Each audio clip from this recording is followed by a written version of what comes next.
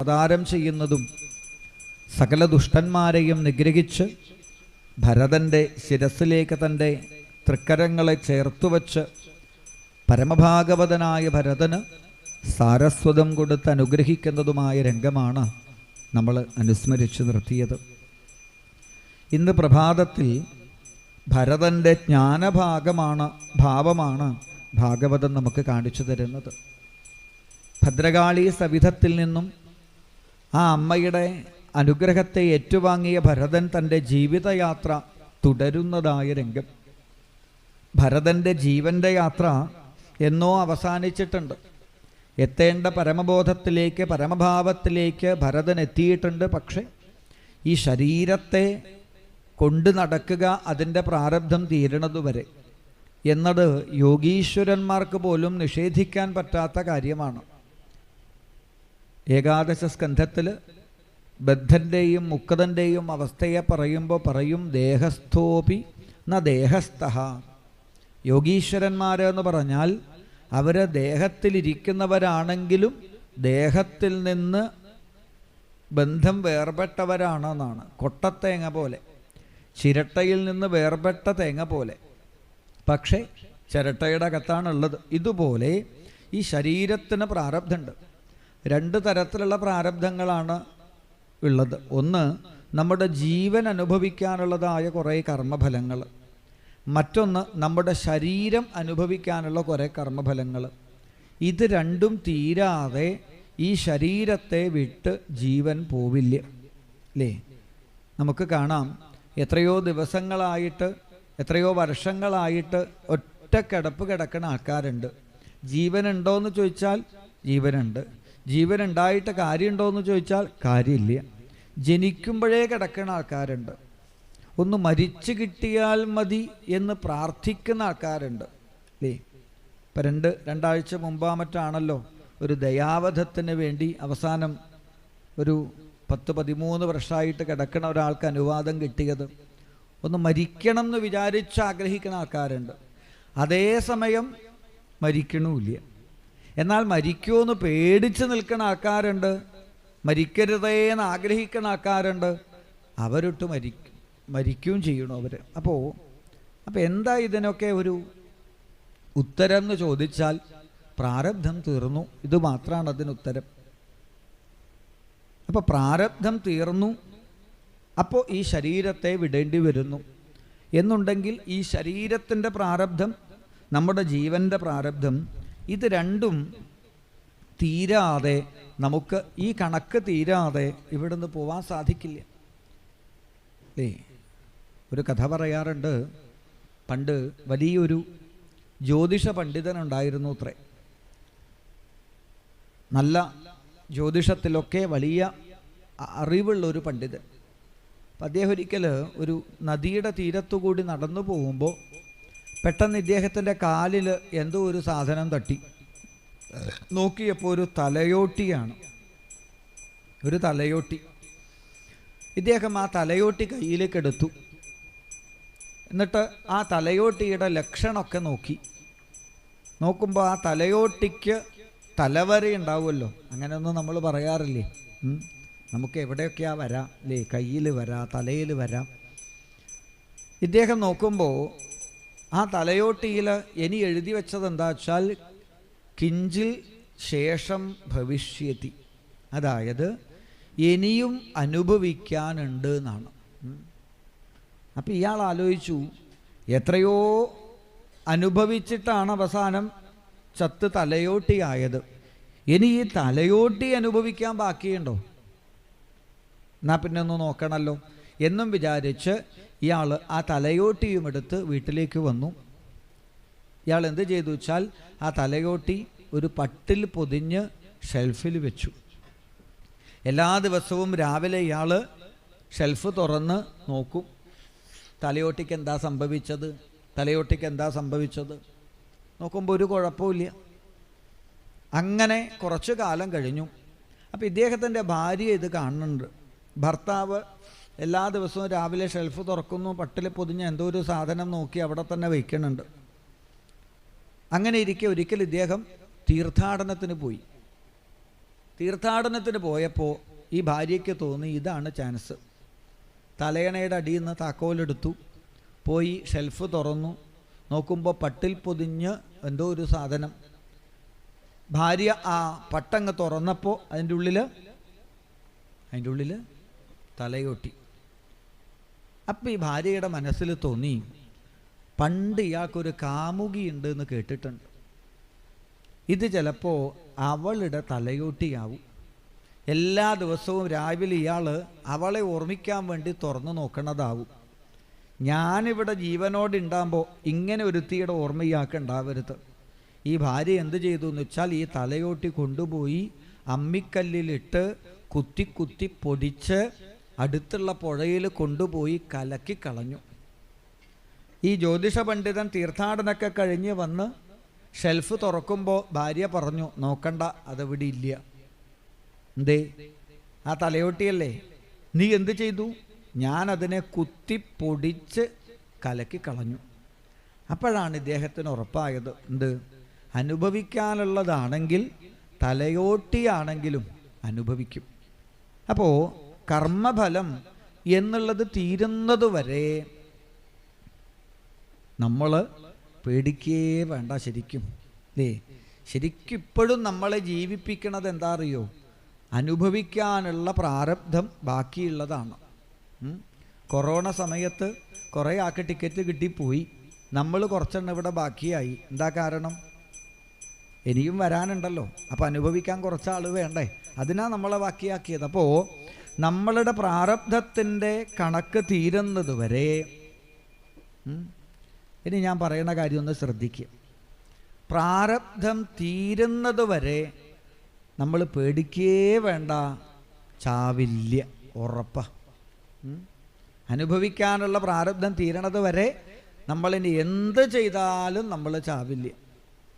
പ്രാരബ്ധം തീർന്നു വിചാരിക്കുക, പിന്നെ ഒട്ടും പേടിക്കണ്ട, നമ്മൾ ജീവിക്കൂല്ല. ഇനിയാണ് എൻ്റെ ചോദ്യം, പ്രാരബ്ധം തീരണോ വേണ്ടയോ?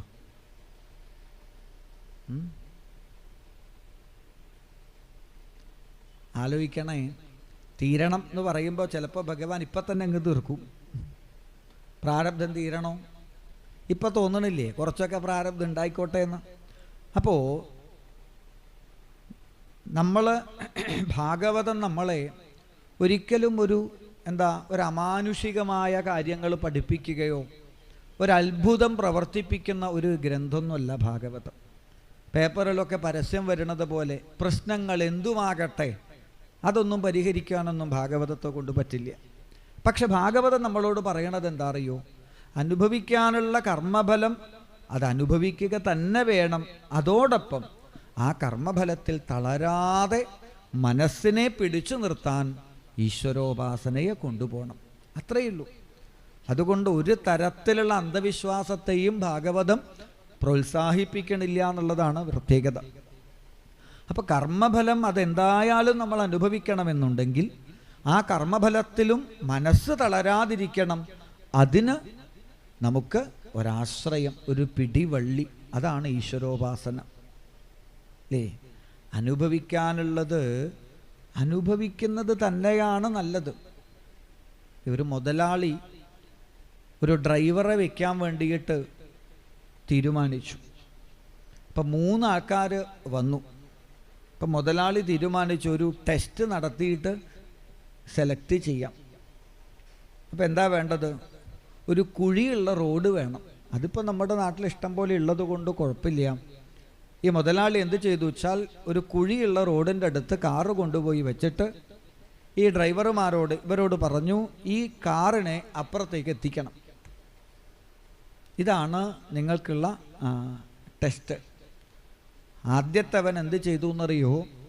അതിവേഗത്തിൽ കാറ് കൊണ്ടുവന്ന് ഈ കുഴിയുടെ അടുത്തെത്തിയപ്പോൾ ഇവൻ കാറങ്ങ് പറപ്പിച്ചപ്പുറത്തേക്ക് എത്തിച്ചു. കുഴിയിൽ വീണിട്ടേയില്ല. അടുത്ത ആള് വളരെ കൃത്യമായിട്ട് ഈ കുഴിയുടെ അരികിൽ കൂടി ആ ടയറ് കുഴിയിൽ വീണില്ല എന്നുള്ള തരത്തിൽ അപ്പുറത്തേക്ക് എത്തിച്ചു. അടുത്ത ആൾ എന്ത് ചെയ്തു എന്ന് വെച്ചാൽ കുഴിയുടെ അടുത്തെത്തിയപ്പോൾ വേഗത കുറച്ച് ആ കുഴിയിലേക്ക് ഇറങ്ങി കയറി. ആർക്കാ ജോലി കൊടുക്കുക?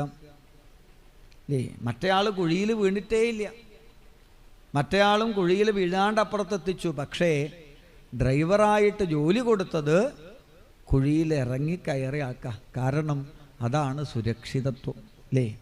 മറ്റേത് കുഴിയിൽ വീണിട്ടില്ല എന്നേ ഉള്ളൂ, ചിലപ്പോൾ ഇതിനേക്കാൾ വലിയ കുഴി അപ്പുറത്തുണ്ടാവും. അപ്പോൾ അനുഭവിക്കാനുള്ളതിനെ അനുഭവിച്ചിട്ട് പോണതാണ് നല്ലത്. ഇവിടെ തൻ്റെ കർമ്മഫലം അതനുഭവിക്കാൻ ഭരതൻ തൻ്റെ ജീവിതയാത്ര തുടർന്നു. അങ്ങനെ പോകുന്ന സമയത്താണ് ഒരു ജംഗ്ഷനിലേക്ക്, ഒരു കവലയിലേക്ക് എത്തിയത്. അപ്പോഴാണ് ഒരു ഘോഷയാത്ര കയറി വരുന്നുണ്ട്. എന്താ ഘോഷയാത്ര? രഘൂഗണൻ എന്ന രാജാവ്, സിന്ധു സൗവീര ദേശങ്ങളുടെ അധിപതിയായ രഘൂഗണൻ എന്ന രാജാവ് കപില മഹർഷിയുടെ ആശ്രമത്തിലേക്ക് തത്വം പഠിക്കാനായിട്ട് പോവുകയാണ്.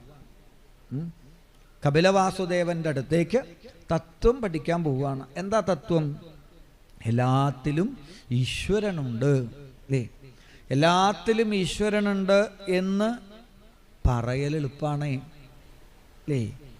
നമ്മളിപ്പോൾ പ്രസംഗിക്കുന്ന ആൾക്കാരൊക്കെ ഇല്ലേ, എല്ലാവരും ഒരുപോലെയാണ്, എല്ലാവരും ഒരുപോലെ ആവുമോ? അല്ലേ? ഇപ്പം കരിങ്കല്ല്, എല്ലാ കരിങ്കല്ലും ഒരുപോലെയാണോ? അലക്ക് കല്ല് എന്ന് പറയുമ്പോൾ അതിൻ്റെ സ്വഭാവം മാറി. അതേ കരിങ്കല്ല് തന്നെയാണ് ബാത്റൂമിൽ നമ്മൾ കാലൊരയ്ക്കാൻ വയ്ക്കുന്നത്. അതേ കരിങ്കല്ല് തന്നെയാണ് ക്ഷേത്രത്തിൽ എത്തുമ്പോൾ നമ്മൾ ആരാധിക്കുന്ന വിഗ്രഹം. എല്ലാം കല്ല് ഒരേപോലെ എന്ന് പറഞ്ഞാൽ പറ്റുമോ? ഇല്ല. പിന്നെ എല്ലാം ഒരുപോലെ ആയാലും കുഴപ്പമില്ലേ? ആലോചിച്ച് നോക്കൂ. നമ്മളെല്ലാവരും ഒരുപോലെ കാണാൻ തുടങ്ങിയാലുള്ള അവസ്ഥ എന്താ? പണ്ടൊരു രാജാവിനോട് ഗുരുനാഥൻ, രാജഗുരു എന്ന് പറഞ്ഞിട്ട് ഒരാളുണ്ടാവുമല്ലോ, ഒരു താടിക്കാരൻ. രാജഗുരു രാജാവിനോട് പറഞ്ഞു, രാജാവേ, എല്ലാവരും ഒരുപോലെയാണ്, എല്ലാം ഒരുപോലെയാണ്. ഇത് കേട്ടപ്പോൾ ഇയാൾക്ക് വലിയ ഇഷ്ടമായി. രാജാവ് വന്നിട്ട് ഭാര്യയോട് പറഞ്ഞു, ഗുരുനാഥൻ പറഞ്ഞിട്ടുണ്ട് എല്ലാവരും ഒരുപോലെയാണെന്ന്, അതുകൊണ്ട് നീയും നിന്റെ ദാസിമാരും ഒക്കെ ഇന്നു മുതൽ എനിക്ക് ഒരുപോലെയാണ്. അസ്സലായില്ലേ? മഹാറാണി ഓടി ഗുരുനാഥൻ്റെ അടുത്തേക്ക്. എന്നിട്ട് ഗുരുനാഥനോട് ചോദിച്ചു, നിങ്ങൾ രാജാവിനോട് പറഞ്ഞോ എല്ലാവരും ഒരുപോലെ കാണാൻ? പറഞ്ഞു. താടിക്ക് തീ തെരിഞ്ഞ അയാളപ്പോൾ എന്നെയും എൻ്റെ ദാസികളെയൊക്കെ ഒരുപോലെ കാണാൻ തുടങ്ങിയിട്ടുണ്ട്. ഉടനെ ഗുരുനാഥൻ പറഞ്ഞു, രാത്രിയിൽ ഭക്ഷണം കഴിക്കാൻ ഞാൻ വരാം. നിങ്ങളെ ഭക്ഷണം ക്ഷണിക്കാനൊന്നുമല്ല ഞാൻ വന്നത്. അല്ല, അപ്പം തീരുമാനമാവും. അങ്ങനെ രാത്രിയിൽ അത്താഴത്തിന് ഗുരുനാഥനും വന്നു. ഡൈനിങ് ടേബിളിൻ്റെ ഒരു ഭാഗത്ത് രാജാവിരുന്നു, ഒരു ഭാഗത്ത് ഗുരുനാഥനിരുന്നു. ഗുരുനാഥൻ്റെ പ്ലേറ്റിലേക്ക് ഇഡ്ഡലിയും സാമ്പാറും വിളമ്പി രാജാവിൻ്റെ പ്ലേറ്റിൽ കുറച്ച് ചാണകം വിളമ്പി കൊടുത്തു. ഇതങ്ങ് കണ്ടപ്പോൾ രാജാവിൻ്റെ മുഖാകെ മാറി. എന്താ ഗുരുനാഥ, എനിക്ക് ചാണകോ? അപ്പോൾ ഗുരുനാഥൻ പറഞ്ഞു, അങ്ങിപ്പോൾ എല്ലാം ഒരുപോലെ കാണാൻ പഠിച്ചു എന്ന് മനസ്സിലായി, അല്ലേ? ഭാര്യയെയും ദാസിയെയും ഒരുപോലെ കാണാൻ അങ്ങക്ക് പറ്റണുണ്ടെങ്കിൽ ഭക്ഷണവും ചാണകവും ഒരുപോലെ കാണാൻ പറ്റണം.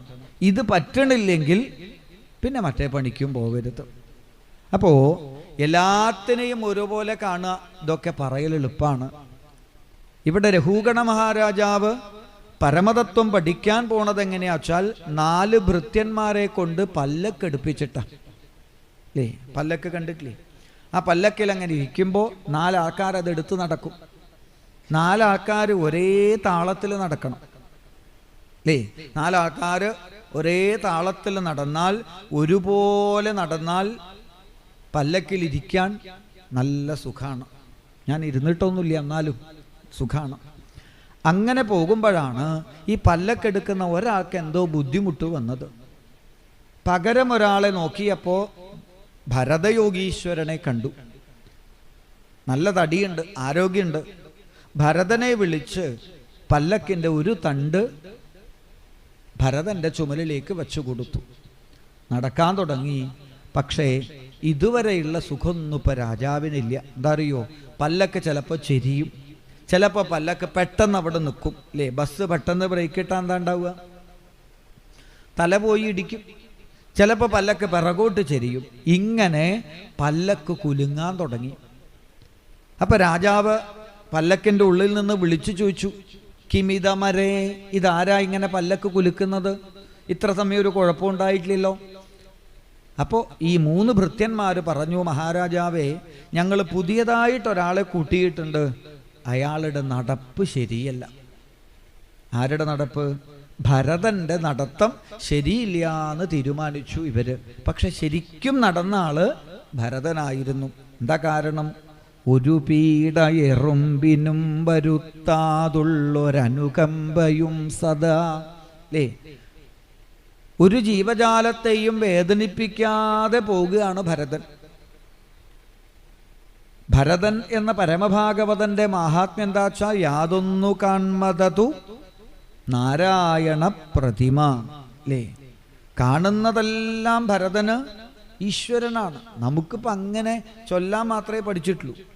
അല്ലേ? നമ്മളൊക്കെ യാതൊന്നു കാൺമതതു നാരായണ പ്രതിമ എന്നൊക്കെ ഗംഭീരായിട്ട് ചൊല്ലും. ചൊല്ലണ സമയത്ത് ഇവിടെ ഒരു കൊതുക് വന്നിരുന്നാൽ പിന്നെ ആ പ്രതിമ പൊളിച്ചിട്ടേ നമ്മൾ അടുത്ത വരി ചൊല്ലുള്ളൂ. എന്നാൽ ഭരതൻ എല്ലാത്തിലും ഈശ്വരനെ കാണുന്ന ആളാണ്. അല്ലേ? ശങ്കരാചാര്യ സ്വാമികൾ പറയും, ജാഗ്രൽ സ്വപ്ന സുഷുപ്തിഷു സ്ഫുടതരോ യാ സംവിദുജൃംഭത്തെ യാ ബ്രഹ്മാദി പിപീലികാന്തതനുഷു പ്രോതാ ജഗൽ സാക്ഷിണി സൈവാഹം ന ച ദൃശ്യവസ്തുതി ദൃഢപ്രജ്ഞാപി യസ്യാസ്തി ചേൽ ചണ്ഡാലോസ്തു സദുദ്വിജോസ്തു ഗുരുരിത്യേഷാ മനീഷാ മമ. ജാഗ്രത്, സ്വപ്നം, സുഷുപ്തി എന്നീ 3 അവസ്ഥകളെ സ്ഫുടം ചെയ്താൽ യാതൊന്ന് ശേഷിക്കുമോ? ബ്രഹ്മാവ് മുതൽ പിപീലിക, ഉറുമ്പ് വരെയുള്ള ജീവജാലങ്ങളിൽ ശരീരത്തിനകത്ത് യാതൊന്ന് ചൈതന്യമായി ശോഭിക്കുന്നുവോ? കാണാൻ സാധിക്കാത്തതായ ആ പരമചൈതന്യത്തെ കണ്ടവൻ ചണ്ടാളനാണെങ്കിലും ബ്രാഹ്മണനാണെങ്കിലും അവൻ എനിക്ക് ഗുരുവായി തീരട്ടെ എന്ന് മനീഷാ പഞ്ചകം എന്ന സ്തോത്രത്തിൽ ആചാര്യസ്വാമികൾ പറയും. അപ്പോൾ സർവചരാചരങ്ങളുടെയും അകത്ത് സ്നേഹഭാവത്തിലിരിക്കുന്നതായ ഒന്ന്. അല്ലേ? നമുക്ക് ആരോടാ ഏറ്റവും അധികം സ്നേഹം? ചോദിച്ചാൽ നമ്മൾ കളവ് പറയും. ഭാര്യയോട് എനിക്ക് എന്തിഷ്ട, മക്കള് എന്ന് പറഞ്ഞാൽ എനിക്ക്, ഭർത്താവ് എന്ന് പറഞ്ഞാൽ ഒക്കെ തട്ടിപ്പാ. നമുക്ക് ഏറ്റവും ഇഷ്ടം ആരോടാ? ഭഗവാനോടോ? അതൊന്നുമല്ല. ഏറ്റവും ഇഷ്ടം നമുക്ക് നമ്മളോട് തന്നെയാണ്. ഞാനിനോടാണ് ഞാൻ ഏറ്റവും അധികം ഇഷ്ടം വെക്കണത് എന്നുണ്ടെങ്കിൽ ആരായി ഞാൻ? ഈ ശരീരത്തിനകത്തുള്ള ജീവൻ. അല്ലേ? നമുക്ക് ഏറ്റവും പ്രധാനം നമ്മുടെ ജീവനാണ്. ഇവിടെ ഇപ്പം എന്തെങ്കിലും ഒരു അപകടം വന്നാൽ നമ്മൾ എണീറ്റ് ഓടും. ആരെ രക്ഷിക്കാനാ? കയ്യിനെ രക്ഷിക്കാനാണോ? കാലിനെ രക്ഷിക്കാനാണോ? തലയെ രക്ഷിക്കാനോ? അല്ല ജീവൻ രക്ഷിക്കാനോ? അല്ലേ? ഡോക്ടർ നമ്മളോട് പറയാണ്, ഈ അസുഖം ഇപ്പോൾ വല്ലാണ്ട് മൂർച്ഛിച്ചിട്ടുണ്ട്, ഇല്ലെങ്കിൽ ചിലപ്പോൾ മരിച്ചു പോവും, കാല് മുറിച്ച് കളയേണ്ടി വരും എന്ന് പറഞ്ഞാൽ നമ്മൾ പറയും, കാല് പോയിക്കോട്ടെ, ഞാൻ ഉണ്ടാവുമല്ലോ, ജീവൻ ഉണ്ടാവുമല്ലോ. നമുക്ക് വേണ്ടത് ജീവനാണ്. അപ്പം നമുക്ക് ഏറ്റവും നമ്മൾ സ്നേഹിക്കുന്നത് ഈ ശരീരത്തിനകത്തുള്ള ജീവനാണ്. ആ ജീവൻ എന്ന് പറയുന്ന സാധനങ്ങ് പോയാൽ പിന്നെ ശരീരത്തോട് എന്ത് സ്നേഹം ഉണ്ടാവൂ? ശങ്കരാചാര്യർ പറയും, ഭാര്യ ബിഭ്യതി തസ്മിൻ കാലേ. എത്ര സ്നേഹമുള്ള ഭാര്യയാണെങ്കിലും ഭർത്താവിൻ്റെ ശരീരത്തിലുള്ള ജീവനങ്ങ് പോയാൽ ആ ശരീരത്തിൻ്റെ അടുത്തിരിക്കാൻ പേടിക്കുന്ന. ഇത്ര കാലം ഇയാൾ എൻ്റെ അടുത്തുണ്ടായ എനിക്കൊരു സമാധാനം എന്നൊക്കെ പറഞ്ഞ ആള് ഭർത്താവ് മരിച്ചു, നാട്ടുകാർ പറഞ്ഞു ഞങ്ങൾ നാളെ രാവിലെ വരാം, ഇത്ര കാലം ഒപ്പം ഇരുന്ന ആളല്ലേ, ഇന്നും കൂടി ഇവിടെ കിടക്കട്ടെ എന്ന് പറഞ്ഞാൽ ഏതെങ്കിലും ഒരു ഭാര്യയ്ക്ക് ധൈര്യം ഉണ്ടാവുമോ ഒറ്റയ്ക്കിരിക്കാൻ? ഉണ്ടെങ്കിൽ രാവിലത്തേക്ക് ഒരു ശവവും കൂടി ഉണ്ടാവും. അപ്പോൾ ഭാര്യാബിഭ്യതി, എത്ര സ്നേഹമുണ്ടെങ്കിലും ശരീരത്തിലുള്ള ജീവൻ എന്ന ചൈതന്യങ്ങ് പോയാൽ ആ ശരീരത്തെ നമ്മൾ പേടിക്കും. ആ ശരീരത്തിൻ്റെ സൗന്ദര്യമേ പോവും. അല്ലേ? ശവത്തിന് അല്ലേ? സുന്ദരൻ മരിച്ചു. എന്നിട്ട് നമ്മൾ ആരെങ്കിലും പറയുമോ എന്തൊരു ഭംഗിയാ കാണാൻ? ഇല്ല. എത്ര സുന്ദരൻ മരിച്ചാലും എത്ര സുന്ദരി മരിച്ചാലും ശവത്തിന് നമുക്ക് സൗന്ദര്യം തോന്നാറില്ല. കാരണം എന്താ വെച്ചാൽ സൗന്ദര്യം കൊടുത്ത സാധനം പോയി. സൗന്ദര്യം ആ ശരീരത്തിന് നൽകിയ ചൈതന്യം അതിനകത്തുനിന്ന് പോയി. ആ ചൈതന്യത്തെ അറിയുന്ന ആളാണ് ആര്? ഭരതൻ. ഇതേ ചൈതന്യമാണ് ഒരു ഉറുമ്പിനകത്ത്. നമ്മളൊരു ഉറുമ്പിനെ ഒന്ന് കൈകൊണ്ട് തട്ടിയാൽ ആ ഉറുമ്പ് കയ്യും കാലും ഒക്കെ കൊടഞ്ഞവിടുന്ന് ഓടണത് ആര് രക്ഷിക്കാന്ന് വെച്ചാൽ ആ ശരീരത്തിനകത്തുള്ള അതിൻ്റെ ജീവനെ. ഞാൻ എൻ്റെ ജീവനെ സ്നേഹിക്കണത് പോലെ അതതിൻ്റെ ജീവനെ സ്നേഹിക്കണം. ആ ജീവൻ ഈശ്വരനാണ് എന്നറിയുന്നത് കൊണ്ട് ഭരതൻ ഒരു ഉറുമ്പിനെ പോലും കൊല്ലാൻ പറ്റണില്ല. നമുക്കിപ്പോൾ ഒരു കൊതുക് വന്നിരിക്കുമ്പോൾ അതിനെ കൊല്ലാൻ പറ്റണത് അത് ഈശ്വരനാണ് എന്നുള്ള ഭാവമില്ലാത്തത് കൊണ്ടാണ്. എല്ലാത്തിലും ഭഗവാനെ കാണാൻ തുടങ്ങിക്കഴിഞ്ഞാൽ നമുക്ക് കൊതുകിനെ കൊല്ലാൻ പറ്റുമോ? ഇവിടെ ഭരതൻ നടന്നുകൊണ്ടിരിക്കുമ്പോൾ ചിലപ്പോൾ വല്ല ഉറുമ്പോ പുഴുവോ ഒക്കെ കണ്ടാൽ കാല ഉയർത്തി അവിടെ നിൽക്കും. പിന്നെ ഉറുമ്പ് പോയിട്ടേ ഭരതൻ നടക്കൂ. അപ്പോൾ ബാക്കി പല്ലക്കെടുക്കുന്ന ബാക്കി 3 ആൾക്കാർ തീരുമാനിച്ചു അടുത്ത തവണ ഉറുമ്പിനെ കാണുമ്പോൾ നമ്മളും കാല ഉയർത്തി നിൽക്കാം, എന്നാൽ ഒരേപോലെ ആവുമല്ലോ. അടുത്ത തവണ ഇവർ 3 ആളും കാല ഉയർത്തി നിൽക്കുമ്പോൾ ഭരതന് തോന്നും ഉറുമ്പ് പോണതിന് മുമ്പ് അങ്ങോട്ട് ചാടാമെന്ന്. അവസാനം അങ്ങോട്ട് ചാടും. അടുത്ത തവണ ഇവർ 3 ആൾക്കാർ മുമ്പോട്ട് ചാടുമ്പോൾ ഭരതന് തോന്നും ഉറുമ്പ് പോയിക്കോട്ടെ, പിറകോട്ട് ചാടും. ചുരുക്കി പറഞ്ഞാൽ പല്ലക്ക് 2 ഭാഗത്തേക്ക് കുലുങ്ങാൻ തുടങ്ങി. രഘുഗണ മഹാരാജാവിൻ്റെ തലമണ്ട പല്ലക്കിൻ്റെ തണ്ടിൽ പോയി ടയട്ടയെന്ന് ഇടിക്കാൻ തുടങ്ങിയപ്പോൾ രഘുഗണന് ദേഷ്യം വന്നു. ഈ പല്ലക്ക് കുലുക്കണവൻ ആരായാലും ശരി, ചികിത്സാം കരോമി, ഞാൻ രാജാവാണ്, കൊട്ടാരത്തിലെത്തിയാൽ ഇവനുള്ള ചികിത്സ ഞാൻ കൊടുക്കും. എന്താ ചികിത്സ? ദണ്ഡപാണിരിവ, അടി കൊടുക്കും ഞാൻ എന്നൊക്കെ രഘുഗണ മഹാരാജാവ് പല്ലക്കിൻ്റെ അകത്തുനിന്ന് വിളിച്ചു പറഞ്ഞപ്പോൾ ഭരതൻ ആദ്യമായിട്ട് സംസാരിക്കുകയാണ്. ഇതുവരെ ഒരാളോടും സംസാരിക്കാത്തതായ ഭരതയോഗീശ്വരൻ രഘുഗണ മഹാരാജാവിനോട് പറഞ്ഞു, ഹേ മഹാരാജാവേ, അങ്ങ് പറഞ്ഞത് സത്യമാണ്. അങ്ങ് രാജാവാണ്, ഞാൻ ഭൃത്യനാണ്. അങ്ങ് മെലിഞ്ഞിട്ടാണ്, ഞാൻ തടിച്ചിട്ടാണ്. അങ്ങ് കറുത്തിട്ടാണ്, ഞാൻ വെളുത്തിട്ടാണ്. പക്ഷേ ഈ പറഞ്ഞതൊക്കെ ദേഹേന ജാതസ്യ ഹി മേ ന സന്തി, ശരീരത്തിൻ്റെ വ്യത്യാസമല്ലേ. കറുപ്പ്, വെളുപ്പ്, തടിച്ചത്, മെലിഞ്ഞത്, ഇതിനൊക്കെ അകത്തുള്ളതായ ആ ചൈതന്യം അതിന് ഈ കറുപ്പും വെളുപ്പൊന്നുമില്ല അല്ലേ. രാത്രിയായാൽ നമ്മൾ ആ പോണ വഴിക്ക് കുറേ നിറത്തിലുള്ള ബൾബ് തൂങ്ങുന്നുണ്ട്. പച്ച, മഞ്ഞ, നീല, ചുവപ്പ് എന്നൊക്കെ പറഞ്ഞ് പല നിറത്തിലുള്ള ബൾബ് തൂങ്ങുന്നുണ്ട്. കറണ്ടിൻ്റെ കളർ എന്താ? കറണ്ടിൻ്റെ കളർ എന്താ? അറിയില്ല. കാരണം എന്താ? കാണാൻ പറ്റാത്ത സാധന. പക്ഷേ ആ വൈദ്യുതിയാണ് പല പല നിറത്തിൽ നമുക്ക് പ്രകാശം തരുന്നത്. അപ്പോൾ പല നിറത്തിലുള്ള ഉപാധികളിൽ കൂടി പല നിറത്തിൽ പ്രകാശിക്കുന്നത് നിറമില്ലാത്ത വൈദ്യുതിയാണ്. അല്ലാണ്ട് പച്ച ബൾബ് കത്താൻ പച്ച നിറത്തിലുള്ള കറണ്ട് വരണമൊന്നുമില്ല. കറണ്ടിന് കളറില്ല. പക്ഷെ ആ ചൈതന്യം കൊണ്ട് ഉപാധികളിൽ കൂടി നമ്മൾ പല നിറം അനുഭവിക്കുന്നത് പോലെ സർവ ചരാചരങ്ങളുടെയും അകത്ത് കുടികൊള്ളുന്നതായ ചൈതന്യം അതൊന്നാണ് എന്ന് രഘുഗണനോട് ഭരതൻ പറഞ്ഞപ്പോൾ രഘുഗണൻ ഒരു കാര്യം ഉറപ്പായി, താൻ പല്ലക്കെടുപ്പിച്ചതും പരിഹസിച്ചതും ഒരു സാധാരണക്കാരനെയല്ല. താൻ അന്വേഷിക്കുന്നതായ തൻ്റെ ഗുരുനാഥൻ തന്നെയാണോ തൻ്റെ മുൻപിലേക്ക് വന്നിരിക്കുന്നത് എന്ന് തോന്നിയതും ത്വരയാ അവരുഹ്യ പാദമൂലമുപസൃത ക്ഷമാപയൻ വിഗത നൃപദേവസ്മയ ഉവാച.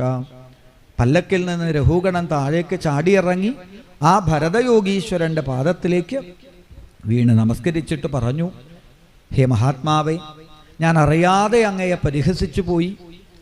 അങ്ങയുടെ വാക്കുകൾ കേൾക്കുമ്പോൾ നല്ല പനി പിടിച്ച ഒരാൾക്ക് ഔഷധം കൊടുക്കുമ്പോൾ എത്ര സുഖം കിട്ടുമോ അതുപോലെ മനസ്സിനൊരു സുഖം. ബ്രഹ്മൻ വജസ്തേ അമൃതം ഔഷധം മേ, അങ്ങയുടെ വാക്കുകൾ നല്ല ഔഷധം പോലെ എൻ്റെ മനസ്സിന് ആനന്ദം തരുന്നു. അതുകൊണ്ട് അങ്ങ് എനിക്ക് ചില സംശയങ്ങളുണ്ട്, അത് ദൂരീകരിച്ചു തരണം എന്ന് പറഞ്ഞ് രഘുഗണ മഹാരാജാവ് ഈ ഭരതനോട് ചില സംശയങ്ങൾ ചോദിക്കുകയാണ്. എന്താ സംശയം? അങ്ങ് പറഞ്ഞുവല്ലോ ശരീരത്തിൻ്റെ കറുപ്പ്, വെളുപ്പ്, തടിപ്പ് ഇതൊന്നും ശരീരത്തിനകത്തുള്ള ജീവനെ ബാധിക്കില്ല എന്ന്. അതെങ്ങനെയാ ശരിയാവുക? അല്ലേ? അടുപ്പ് കത്തിച്ച് അതിൽ പാത്രം വെച്ചു, പാത്രത്തിൽ വെള്ളമൊഴിച്ച് അതിൽ അരിയിട്ടു, അല്ലേ? ആദ്യം എന്താ ചൂടാവുക? ആദ്യം എന്താ ചൂടാവുക? ആദ്യം പാത്രം ചൂടാവും, പിന്നെ പാത്രത്തിൻ്റെ ചൂട് വെള്ളത്തിനെ ചൂടാക്കും, വെള്ളത്തിൻ്റെ ചൂട് അരി വേവാനായിട്ട് സഹായിക്കും. അപ്പോൾ പുറത്ത് കത്തുന്ന ആ അഗ്നിയുടെ ചൂട് ഇതിനകത്തുള്ളതായ അരി വേവാൻ സഹായിക്കണമെങ്കിൽ ശരീരത്തിൻ്റെ ചൂട്, തണുപ്പ്, പുണ്യം, പാപം, ദുഃഖം, സുഖം ഇതൊക്കെ ശരീരത്തിനകത്തുള്ളതായ ജീവനെ ബാധിക്കില്ലേ? ഇതാണ് ചോദ്യം. ഇവിടെ ശുഗബ്രഹ്മ-ഋഷി ഈ രഘൂഗണ മഹാരാജാവിന് ഒരു വൈഭവം കൊടുക്കുന്നത് എന്താ വെച്ചാൽ ബഹുയോഗ ഗ്രന്ഥസമ്മത എന്നാണ്. അതായത് ധാരാളം ഗ്രന്ഥം വായിച്ച അറിവുണ്ട് ആർക്ക്? ഈ രഘൂഗണന്. അപ്പം ഈ ചോദിച്ചത് എന്തിനാ വെച്ചാൽ അറിയാൻ വേണ്ടി ചോദിച്ചതല്ല, പിന്നെയോ എനിക്ക് അറിവുണ്ട് എന്ന് കാണിക്കാൻ ചോദിച്ചതാ. ഈ ലോകത്തിൽ 3 തരത്തിലാണ് ഒരാൾ വേറൊരാളോട് ചോദ്യം ചോദിക്കുക. നമ്മൾ 3 തരത്തിലാണ് ചോദിക്കുക. ഒന്ന് അറിയാം, മറ്റൊന്ന് അറിയോന്നറിയാം, മറ്റൊന്ന് അറിയുന്നറിയിക്കുക, അല്ലേ?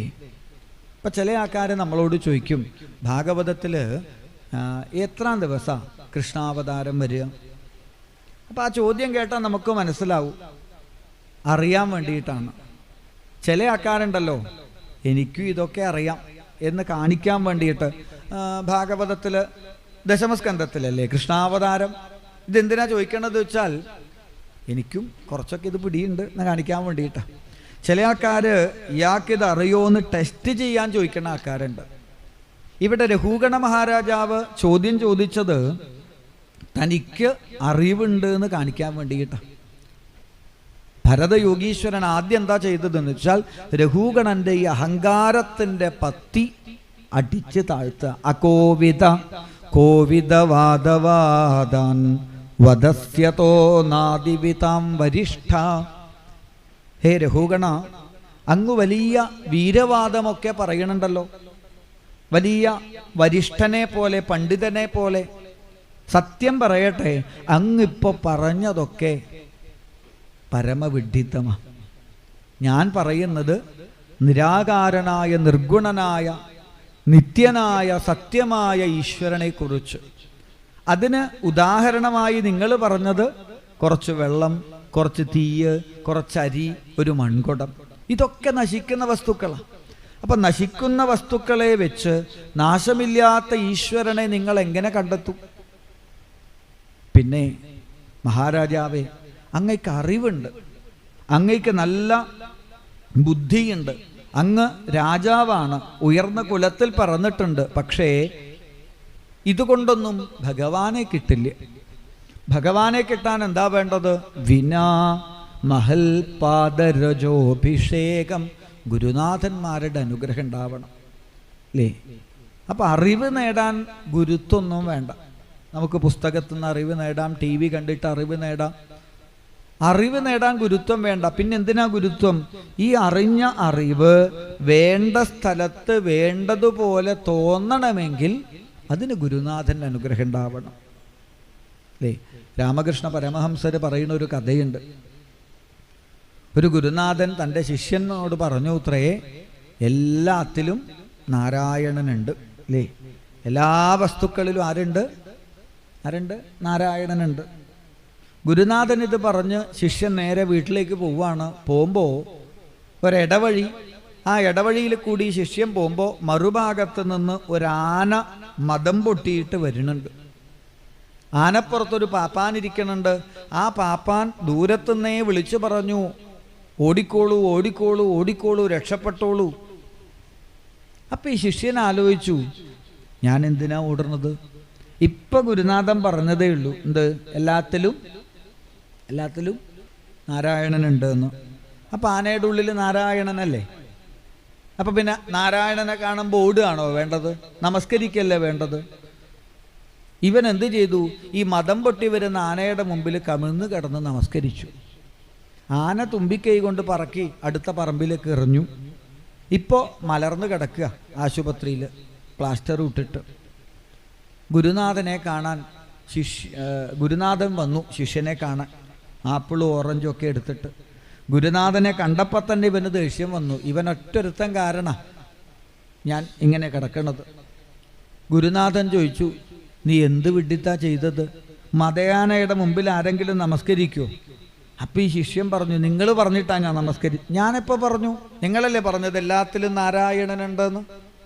ആ, എന്നാൽ ആനയുടെ ഉള്ളിലുള്ള നാരായണനാ എന്നെ വലിച്ചെറിഞ്ഞത്. അപ്പോൾ ഗുരുനാഥൻ ചോദിച്ചു, അവിടെ ആരൊക്കെയാ ഉണ്ടായിരുന്നത്? ഞാനുണ്ടായിരുന്നു, പിന്നെ ആനയുണ്ടായിരുന്നു, പിന്നെ ആനപ്പുറത്തൊരു പാപ്പാനും ഉണ്ടായിരുന്നു. ആ പാപ്പാൻ നിന്നോട് വല്ലതും പറഞ്ഞു? അയാൾ നേരത്തെ പറയുന്നുണ്ട്, എന്ത് ഓടിക്കോളൂ ഓടിക്കോളൂ എന്ന്. പക്ഷെ ഗുരുനാഥ, ആനയുടെ ഉള്ളിൽ നാരായണനല്ലേ? അപ്പോൾ ഗുരുനാഥൻ പറഞ്ഞു, അവിടെ നിനക്ക് അബദ്ധം പറ്റി.